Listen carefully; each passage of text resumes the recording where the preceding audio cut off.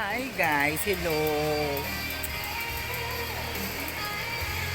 Hulaan nyo kung nasaan ako. Nandito ako sa malaking bodega warehouse na to na kung saan napakaraming damit. At alam nyo yung mga damit dito, napakamura. At hindi lang siya basta mura dahil kalidad kung kalidad. Take note, ukay-ukay in short. Pero as you can see, kapag nakarating ka dito sa warehouse na to, dito sa ukay-ukayan na to, ito ang pinakamalaking ukayan na nakita ko sa balat ng lupa. Dito lang yan sa Hops. Tatanungin nyo ako kung saan dahil 20 pesos per letter. Wala nang libre sa panahon ngayon.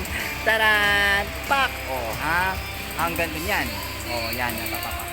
Kasi dito yung mga bag sections, yan, chinelas sections, etc. Yung mga pants, ayan. Hanggang din pa siya sa may dulo, o diba? O diba?